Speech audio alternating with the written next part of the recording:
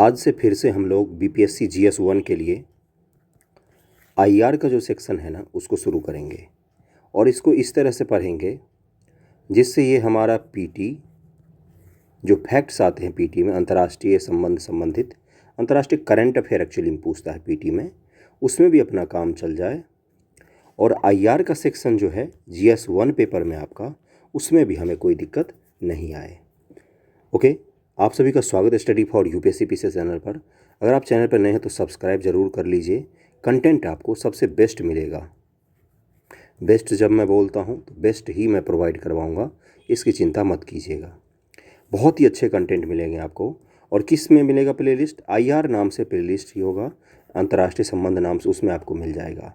GS1 नाम से playlist होगा, GS2 नाम से प्लेलिस्ट होगा, इकोनॉमिक्स नाम से प्लेलिस्ट है। और स्पेशल MCQ ज़रूर ट्राई कीजिएगा, उसमें प्रीवियस ईयर यूपीएससी द्वारा कंडक्टेड सारे एग्ज़ाम और PCS के MCQ आपको मिल जाएंगे। सबका लिंक रहता है डिस्क्रिप्शन में, तो अगर आपको ढूंढने में दिक्कत होता है तो किसी भी वीडियो के डिस्क्रिप्शन में जाके आप ढूंढ सकते हैं।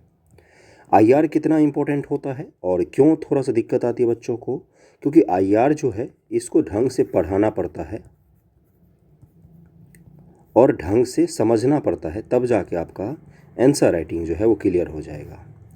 आईआर में इसलिए दिक्कत आती है, 2 से 3 सवाल ज़रूर पूछे जाएंगे। शॉर्ट आंसर है तो सवालों की संख्या बढ़ सकती है। और दिक्कत क्यों आती है? क्योंकि बच्चे रट के जाते हैं रूस यूक्रेन संबंध को और पूछ लेता है वहाँ पर सवाल कि रूस यूक्रेन संबंध का दुनिया के खाद्य व्यवस्था पर क्या प्रभाव पड़ेगा।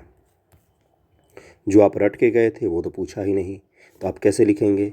इसीलिए थोड़ा सा आईआर में दिक्कत आती है। इसलिए आईआर को जब भी पढ़ा जाता है, आईआर को जब भी पढ़ते हैं तो उसके जितने आयाम होते हैं ना, सामाजिक, आर्थिक, राजनीतिक, भूख से संबंधित है या खाद्य से संबंधित है, जलवायु से संबंधित है, सामरिक से संबंधित है, सभी एस्पेक्ट को जब तक आप पूरी तरीके से कवर नहीं करेंगे तब तक आप इसको पूरा नहीं कर सकते हैं। और एक आईआर का बेस्ट आंसर लिखना, वो भी मैं आपको धीरे धीरे सिखाऊंगा। आज का हमारा टॉपिक क्या है? भारत और ऑस्ट्रेलिया का संबंध है। क्यों संबंध में चर्चा में है पता ही होगा। ऑस्ट्रेलिया के प्रधानमंत्री 4 दिन के भारत यात्रा पर आए हुए थे। 8 मार्च से 11 मार्च तक के यात्रा पर थे। बहुत सारे इस दौरान कार्यक्रम भी हुए हैं भारत में।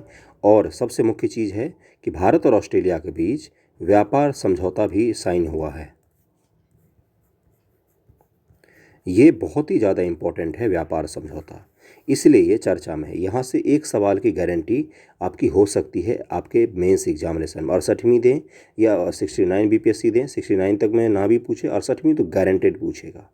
ओके, आईआर को समझने के लिए और सबसे मुख्य चीज़ होता है एक, वो होता है कि सबसे पहले वहाँ के भूगोल को समझिए। भूगोल को समझिए, हमारा उनसे क्या इंटरेस्ट हो सकता है, हमारा उनसे हम क्या मिल सकता है हमें, और हम क्या दे सकते हैं उनको। गिव एंड टेक का रिलेशन होता है आईआर में। गिव मतलब लो, दो, इन्हीं का आपका रिलेशन होता है आईआर में। इमोशनल रिलेशन साझा नहीं करते हैं। जब तक हम दोनों के बीच में कुछ भी हमारा लाभप्रद चीज़ें नहीं होंगी आपस में, तब तक हमारा संबंध किसी भी देश से अच्छा नहीं होता है। इस चीज़ को ध्यान में रखिएगा।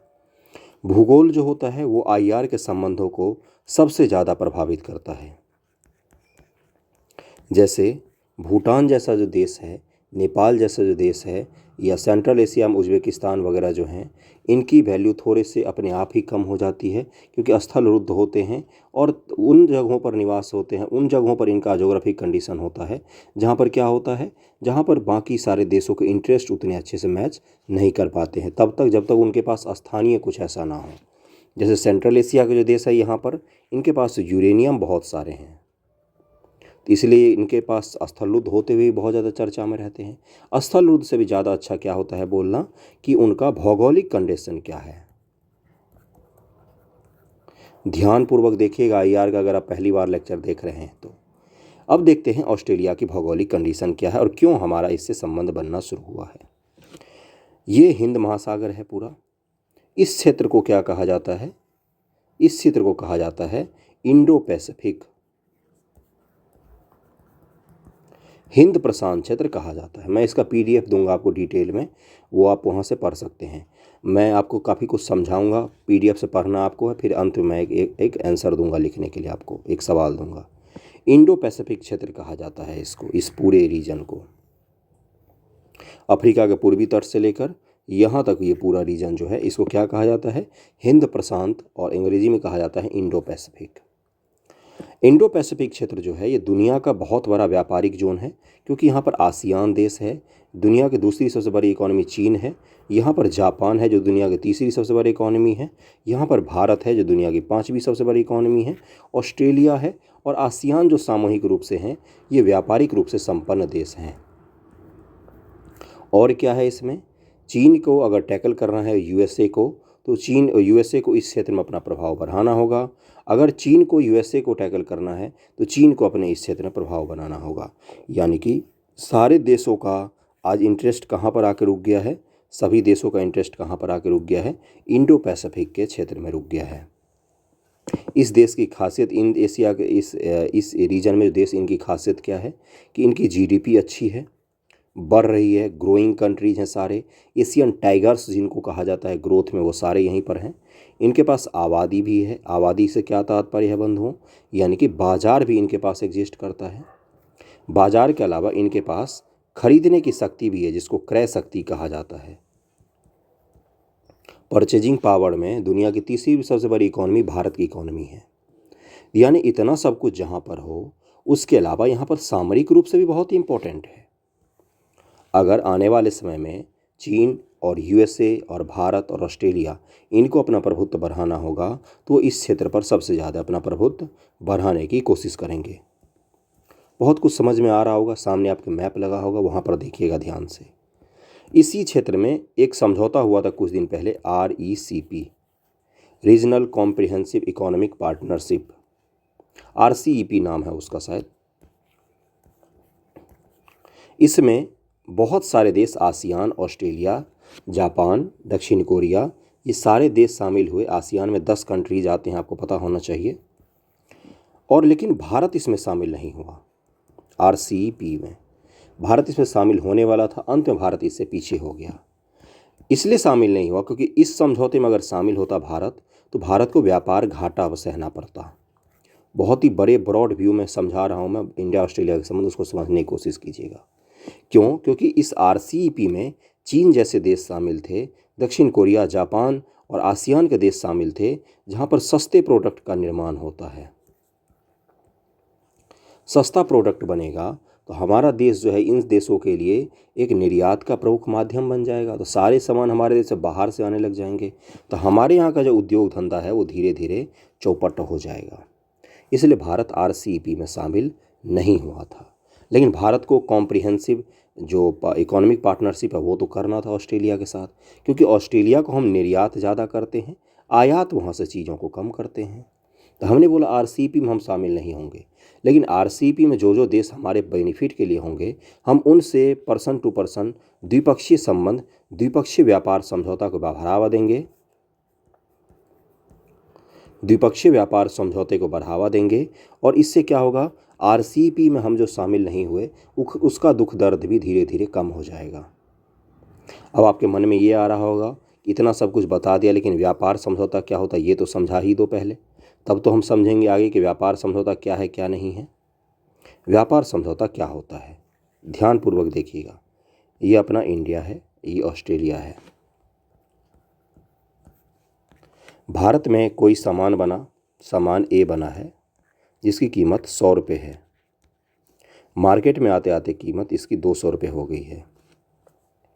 ऑस्ट्रेलिया में कोई सामान B बना है।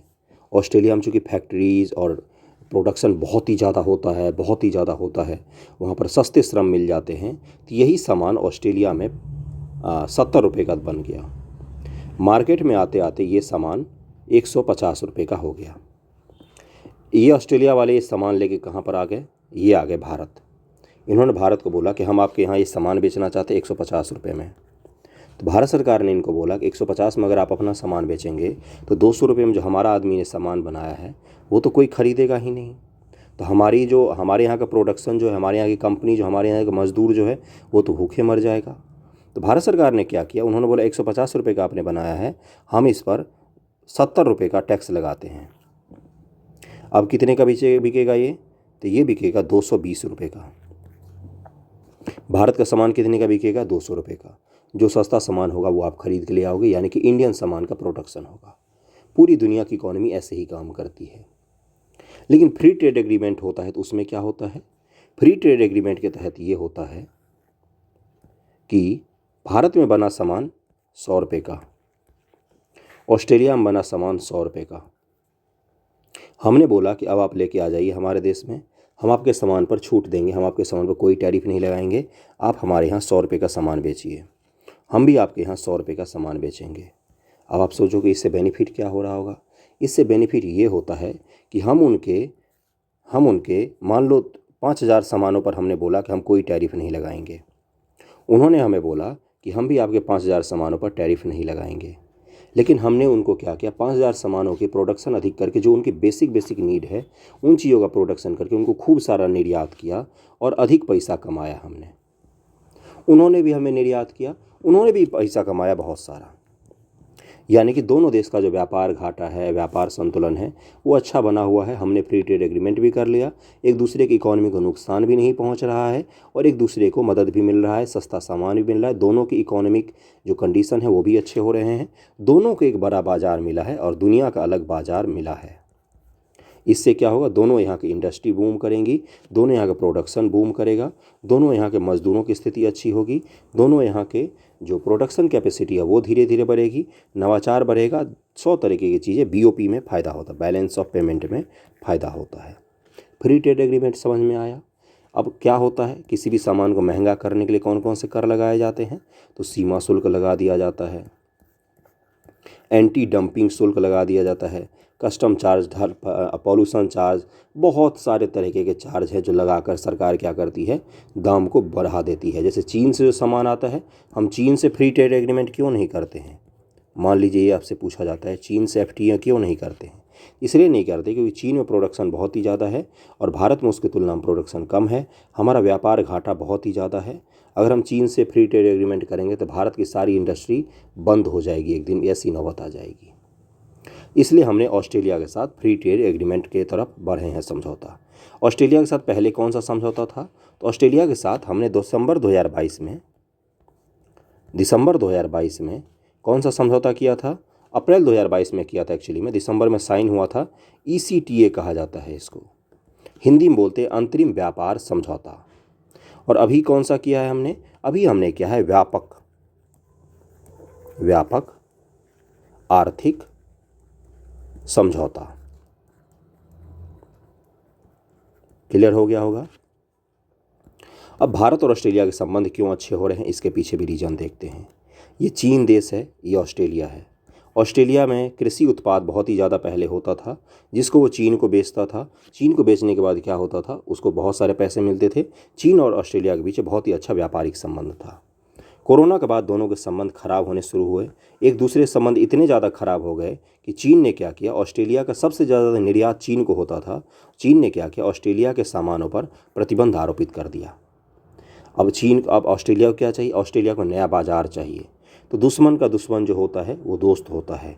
यानी कि अब किसके संबंध अच्छे होने शुरू हो जाएंगे? भारत, ऑस्ट्रेलिया, यहाँ पर एक देश है जापान, ये जापान है, और यहाँ पर एक देश अमेरिका। क्योंकि इन सब के किससे नहीं बनती है? इस सब की किससे नहीं बनती है? तो इस चीन देश से नहीं बनती है। क्लियर हो गया होगा? इसीलिए आप कौन कौन से संगठन देखते हैं? आप देखते हैं कि क्वाड जैसे संगठन बनाए जाते हैं। और कौन कौन से देखते हैं? आप देखते हैं कि भारत और ऑस्ट्रेलिया के संबंध जो हैं वो प्रगाढ़ होने लग जाते हैं। हम किसकी बात करते हैं? रिजिलियंस सप्लाई चेन की बात करते हैं। सप्लाई चेन की जब भी बात करेंगे तो हम किसकी बात करेंगे? चीन को छोड़कर बाकी पूरी दुनिया में सप्लाई चेन को बनाया जाए, जिससे चीन पर निर्भरता खत्म हो जाए। इसके अलावा इस क्षेत्र में यहाँ पर दक्षिणी चीन सागर है, जहाँ पर चीन का प्रभुत्व बढ़ता देखकर ऑस्ट्रेलिया को चिंता होने लग गया कि उसकी जो सामरिक स्थिति है, सामरिक का मतलब होता है उसकी संप्रभुता है, उसकी सैन्य कंडीशंस, रक्षा चीज़ों, इसको लेकर चुनौतियाँ उत्पन्न होने लग गई हैं। अब जैसे उसको चुनौती उत्पन्न होगी वो किसके पास जाएगा? एक तो जाएगा अमेरिका के पास, दूसरा आएगा भारत के पास, तीसरा जाएगा जापान के पास। इसलिए इन देशों ने मिलकर मालाबार युद्धाभ्यास भी आयोजित करने का फैसला लिया है। 2023 का मालाबार अभ्यास कहाँ पर आयोजित किया जाएगा? तो ये ऑस्ट्रेलिया में आयोजित किया जाएगा। 1998 में जब भारत ने परमाणु ब्लास्ट किया था, परमाणु परीक्षण किया था, तो ऑस्ट्रेलिया ने उसकी कड़ी शब्दों में निंदा की थी। लेकिन 2008-9 के आसपास जब अमेरिका से हमने परमाणु डील समझौता पर हस्ताक्षर किया, तो ऑस्ट्रेलिया जो है वो क्या है, वो एक बहुत ही बड़ा यूरेनियम का उत्पादक है। इससे क्या हुआ, भारत को इसने सस्ता यूरेनियम देने के लिए 2014 में एक व्यापक समझौता किया था। यूरेनियम किस लिए उपयोग होगा? बिजली बनाने के लिए हम यूरेनियम का उपयोग करेंगे, हम बम बनाने के लिए उपयोग नहीं करेंगे। अब चूंकि चीन का बाजार बंद हो चुका है ऑस्ट्रेलिया के लिए, तो ऑस्ट्रेलिया को और कौन से बाजार चाहिए? ऑस्ट्रेलिया को चाहिए भारत का बाजार। इसलिए भारत से वो व्यापार समझौते सहित सामरिक समझौते को भी बढ़ावा दे रहा है। सामरिक का मतलब क्या होता है? सामरिक की बात जब भी आए तो अब रक्षा की बात कीजिएगा, विदेश संबंधों की बात कीजिएगा। विदेश संबंधों के अलावा और किसकी बात करेंगे आप लोग? विदेश संबंधों के अलावा आप साइबर की बात कर सकते हैं, पनडुब्बियों की बात कर सकते हैं, समुद्री समझौते की बात कर सकते हैं। ये सब सामरिक समझौते के तहत आते हैं। यहाँ तक क्लियर हो गया होगा। इसी कारण से क्या हुआ, धीरे धीरे भारत और ऑस्ट्रेलिया के संबंध प्रगाढ़ होने शुरू हो गए, जिसका आज हमें परिणाम क्या दिख रहा है?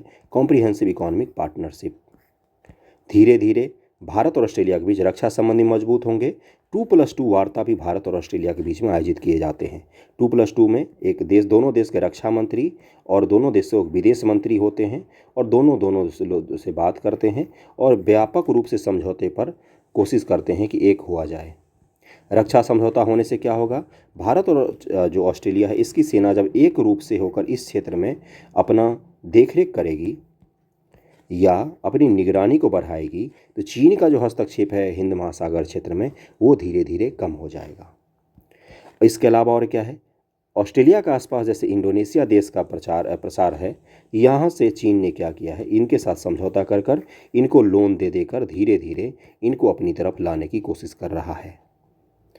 पूरा का पूरा सब कुछ क्लियर हो रहा है, क्या सब हो रहा है क्या नहीं। क्वाड के तहत भी भारत और ऑस्ट्रेलिया एक मंच पर काम करते हैं। उसके अलावा IORA में भी काम करते हैं। IORA क्या होता है बंधुओं? इंडियन ओशियन रिम एसोसिएशन, हिंद महासागर के चारों तरफ बसे हुए देशों का एक एसोसिएशन है, इसको ऐसे समझिएगा। आसियान क्षेत्रीय फोरम में भी दोनों देश साथ में काम करते हैं। इसके अलावा Asia Pacific partnership on climate and clean development के सदस्य भी हैं दोनों देश। यहाँ तक क्लियर हो गया होगा।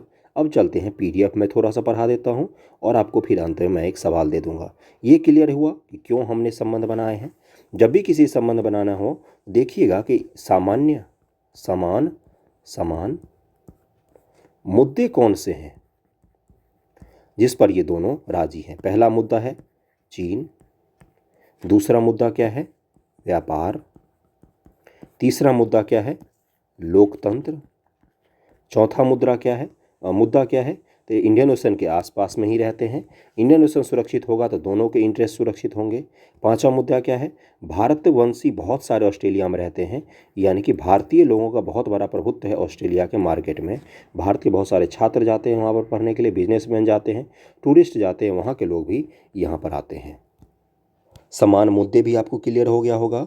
इसके अलावा ये भी क्लियर हो गया होगा कि कोई भी दो देश संबंध क्यों बनाते। जब भी आप पढ़ेंगे, अभी भी मैं PDF पढ़ाऊँगा, तो क्या ढूंढेंगे आप कि कौन कौन से ऐसे मुद्दे हैं जहाँ पर दोनों एक सहमत हो रहे हैं और ऐसा कौन सा फैक्टर है जो दोनों देशों को नज़दीक ला रहा है। क्लियर हो गया है ना यहाँ तक? अब PDF पर चलिए चलते हैं। ये PDF जो है ये मैंने खुद से नहीं लिखा है, मैंने कई सारे वेबसाइट से कॉपी करके इसको बनाया है। तो इसलिए ये कमेंट मत कीजिएगा कि इस वेबसाइट का उस वेबसाइट का, मैंने खुद से नहीं लिखा है, बस मैं आपको समझाने के लिए सारा कुछ लेकर आया हूँ। ऑस्ट्रेलिया और भारत ने सर्वप्रथम स्वतंत्रता से पूर्व राजनयिक संबंध स्थापित किए थे जब भारत के वाणिज्यिक दूतावास को पहली बार वर्ष 1941 में सिडनी में एक व्यापार कार्यालय के रूप में खोला गया था। इतिहास ज़रूर पढ़िएगा। किसी भी देश के IR का रिलेशन देखना हो तो जो बड़े देश होते हैं उनके साथ ऐतिहासिक रिलेशन को ज़रूर ध्यान में रखिएगा।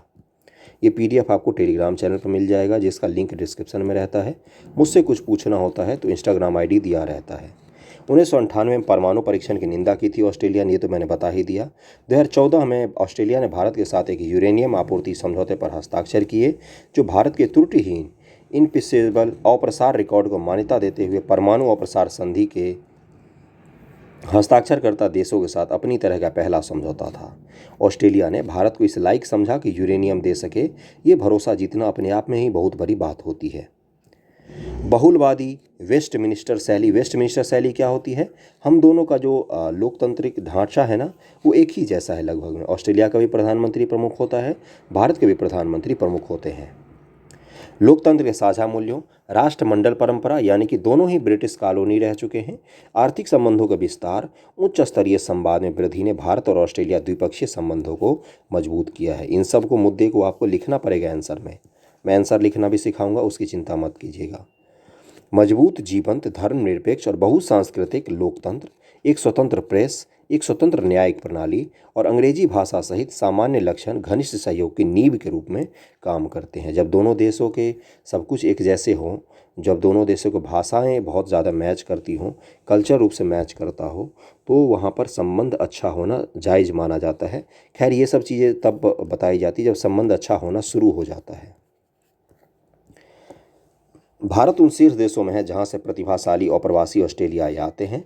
वर्ष 2021 के जनगणना के अनुसार लगभग 9.76 लाख ऑस्ट्रेलियाई लोगों ने भारतीय मूल होने का दावा किया है, जिससे वे विदेश में पैदा हुए निवासियों का दूसरा सबसे बड़ा समूह बन गया है। अब सामरिक संबंधों पर सबसे ज़्यादा फोकस रखिएगा, क्योंकि यहाँ से आपके सबसे अधिक सवाल पूछे जाएंगे। कोई दिक्कत आता हो तो वो भी मुझे बताइएगा। वर्ष 2020 में दोनों देशों के प्रधानमंत्रियों ने भारत ऑस्ट्रेलिया वर्चुअल शिखर सम्मेलन के दौरान द्विपक्षीय संबंधों को रणनीतिक साझेदारी से व्यापक रणनीतिक साझेदारी में परिवर्तित किया। क्या किया इन्होंने? रणनीतिक साझेदारी को व्यापक, थोड़ा सा विस्तार दे के इन्होंने बोला कि रणनीतिक साझेदारी करते हैं। रणनीतिक साझेदारी जब भी आए तो क्या होगा इसमें रक्षा की चीज़ें शामिल होते हैं, इसमें सुरक्षा संबंधी चीज़ें शामिल होती है। ओके। वर्ष 2021 में ग्लासगो COP26 के दौरान दोनों देश के प्रधानमंत्रियों की मुलाकात हुई थी। 2022-2023 में मंत्रियों द्वारा कई उच्च स्तरीय बैठक एवं दौरे किए गए, जिनमें ऑस्ट्रेलिया भारत वर्चुअल शिखर सम्मेलन और विदेश मंत्रियों की बैठक शामिल है। दूसरे भारत ऑस्ट्रेलिया वर्चुअल शिखर सम्मेलन के दौरान कई महत्वपूर्ण घोषणाएं की गई, जिनमें शामिल हैं, अब ये घोषणाएं जरूर याद रखिएगा, कौशल के आदान प्रदान को बढ़ावा देना, यानी कि स्किल्ड पर्सन एक दूसरे के यहाँ जाकर आसानी से जॉब कर सकेंगे। प्रवासन और गतिशील भागीदारी व्यवस्था पर आशय पत्र भी हुआ है। रक्षा सहयोग भी स्थापित किया गया। सितंबर 2021 में 2+2 मंत्री स्तरीय संवाद हुआ, जिसमें वहाँ के ऑस्ट्रेलिया के उप प्रधानमंत्री और रक्षा मंत्री जून 2022 में भारत का दौरा किया। रक्षा सहयोग बढ़ाने के लिए जून 2020 में वर्चुअल समिट के दौरान म्यूचुअल लॉजिस्टिक सपोर्ट एग्रीमेंट पर हस्ताक्षर किए गए। इसका नाम रखना है। ये लॉजिस्टिक सपोर्ट का मतलब क्या होता है कि मान लीजिए भारत का कोई पनडुब्बी जा रहा है और उसके पास कुछ उसको ज़रूरत की चीज़ें चाहिए और भारत से दूर है वो, लेकिन ऑस्ट्रेलिया से नज़दीक है, तो वो क्या करेगा? ऑस्ट्रेलिया से वो सामान ले लेगा और अपना काम चला लेगा। भारत का कोई एयरक्राफ्ट हो, युद्धक विमान हो, कोई टैंक हो, हर चीज़ में वो हमारी मदद करेंगे, हम भी उनकी मदद करेंगे। इस चीज़ का ध्यान रखिएगा। संयुक्त सैन्य अभ्यास, अगस्त 2023 में भारत और जापान और अमेरिका भागीदारी के साथ मालाबार अभ्यास की मेजबानी करेगा। भारत, जापान और अमेरिका की भागीदारी के साथ ऑस्ट्रेलिया में मालाबार अभ्यास का आयोजन किया जाएगा। वेरी वेरी इंपॉर्टेंट पॉइंट है, ये सारे आपको लिखने पड़ेंगे। भारत को 2023 में तलिस्मान सेबर अभ्यास में शामिल होने के लिए आमंत्रित किया जाएगा। यह क्या पूछा जाएगा पीटी में कि तलिस्मान सेबर अभ्यास किस किस देश के बीच में होगा। ऑस्ट्रेलिया चीन संबंध कई कारणों से तनावपूर्ण हो गए हैं, जिनमें ऑस्ट्रेलिया द्वारा 5G नेटवर्क से हुआवे पर प्रतिबंध लगाना। अब ऑस्ट्रेलिया ने क्या किया? वहाँ पर 5G नेटवर्क शुरू किया जा रहा है, जिसमें हुआवे कंपनी पर बैन लगा दिया। हुआवे कंपनी कहाँ की थी? ये चीन की कंपनी थी, जिस पर आरोप लगते थे कि ये लोगों का डेटा चुराकर चीनी सरकार को दे देती है। कोविड-19 की उत्पत्ति की जांच की मांग। कोविड-19 जब आया ना, तो ऑस्ट्रेलिया ने मांग की कि ये कहाँ से फैलाया गया है या फैला है, इसकी जांच किया जाए। इसको लेकर चीन भड़क गया था बिल्कुल। सिनजियांग या हांगकांग में चीन के मानवाधिकार उल्लंघन की निंदा करना, इन सब चीज़ों के कारण ऑस्ट्रेलिया और चीन के संबंध जो हैं वो बर्बाद स्थिति में पहुंच गए हैं।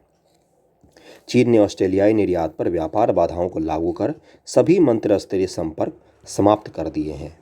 भारत सीमा पर चीनी आक्रमण का सामना कर रहा है, जिसका उदाहरण गलवान घाटी संघर्ष जैसी घटनाएं हैं। अब भारत को भी चीन से दिक्कत हो रही है, ऑस्ट्रेलिया को भी चीन से दिक्कत हो रही है, तो इन दोनों क्या करेंगे? ये दोनों साथ में आएंगे, बोलेंगे हम दोनों साथ में भाई भाई बनकर घूमते हैं। ये आएगा तो इसको मजा चखाएंगे। बस ऐसे ही जैसे गांव घर में संबंध बनते हैं ना, इसी का बृहद रूप होता है आईआर का संबंध, उससे भी घटिया स्तर पर होता है। ऑस्ट्रेलिया और भारत दोनों एक नियम अंतर्राष्ट्रीय व्यवस्था का समर्थन करते हैं। वे भारत प्रशांत क्षेत्र में क्षेत्रीय संस्थानों की स्थापना की मांग कर रहे हैं जो समावेशी और आर्थिक एकीकरण को बढ़ावा देते हों। क्वाड में शामिल भागीदार देशों के साथ साझा चिंताओं का आधार उनके हितों का अभिसरण का एक उदाहरण है। अब कौन कौन से बहुपक्षीय सहयोग हैं? ये सारे वो फोरम हैं जहाँ पर ये और भारत और ऑस्ट्रेलिया एक साथ मिलकर काम करते हैं। मैंने आपको FTA भी समझाया है, बाकी पूरा सब कुछ मैंने आपको समझा दिया है और ये सब आपको पढ़ना है। PDF मैं आपको अभी ही दे दूँगा। कहाँ पर कितना ज़्यादा टैरिफ लगाया गया है ये भी इसमें बताया गया है, ध्यानपूर्वक इनको पढ़िएगा। अब आप क्या करेंगे, इस पूरे PDF को पढ़ेंगे, उसके बाद से मैं आपको एक सवाल दे रहा हूँ, पूरे को पढ़ना है, आपको पूरा को पढ़ना है। बहुत सारा मैंने आपको समझाया भी है, इसीलिए समझाया ताकि आपको दिक्कत ना हो। अब सवाल कैसे लिखते हैं इस पर चर्चा करते हैं, उसके बाद हमारा वीडियो समाप्त होगा। जैसे सवाल आपसे पूछा जाएगा कि भारत और ऑस्ट्रेलिया के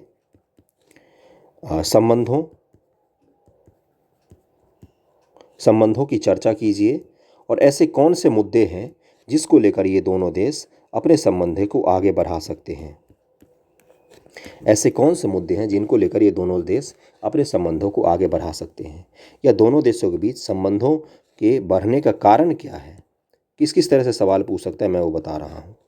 दोनों देशों के संबंधों के जब बढ़ेंगे तो उसका परिणाम क्या होगा।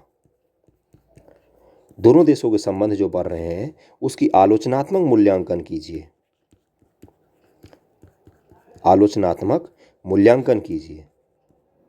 मूल्यांकन का क्या तात्पर्य होता है कि आपको देखना है कि संबंध जो बढ़ रहे हैं इसका क्या अच्छा पॉइंट निकल के आएगा और क्या इसका निगेटिव इम्पैक्ट पड़ेगा। इन सब चीज़ों को उस PDF को पढ़िएगा। और कैसे लिखा जाता है आंसर, जैसे सबसे पहले IR का आंसर इंट्रो लिखेंगे, भारत और ऑस्ट्रेलिया की भौगोलिक स्थिति के बारे में थोड़ी सी बताएंगे और कारण बताएंगे कि किस कारण से दोनों के संबंध अच्छे हो रहे हैं। थोड़े बहुत ही पॉइंट लिखने अगर शॉर्ट में पूछता है तो।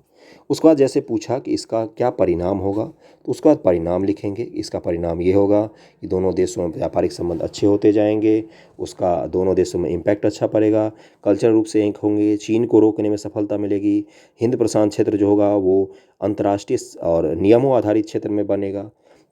तो ये सब मुद्दे जो आप लिख देंगे तो क्या हो जाएगा, क्वेश्चन आपका कंप्लीट हो जाएगा। क्या ऐसे ही क्वेश्चन लिखा जाता है?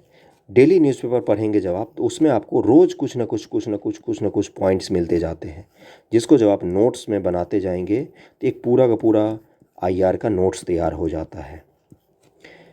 क्लियर हो गया है? बाकी और भी आने वाले समय में मैं इससे जुड़े हुए सवाल भी दूंगा आपको और इसको लिखने के लिए भी दूंगा। जहाँ से भी आपको सर्च करके लिखना है लिखिएगा। सवाल क्या दे रहा हूँ मैं? सवाल ये दे रहा हूँ कि भारत और ऑस्ट्रेलिया के संबंध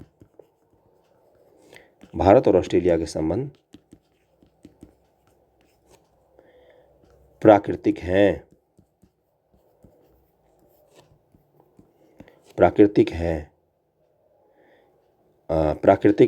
विवेचना कीजिए।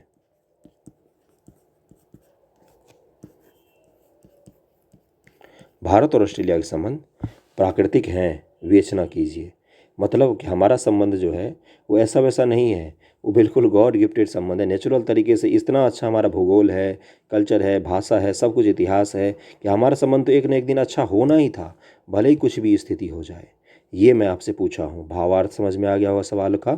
इसको लिखने की कोशिश कीजिएगा। सारा एस्पेक्ट मैंने समझाने की कोशिश की है, रक्षा से लेकर संचार से लेकर कृषि से लेकर सब कुछ मैंने बताने की कोशिश की है। अगला लेक्चर में मैं इससे भी अच्छा आपको दूसरे टॉपिक पर लेकर आऊँगा। कोई सुधार करना हो तो भी बताइएगा। थैंक यू सो मच आप सभी का।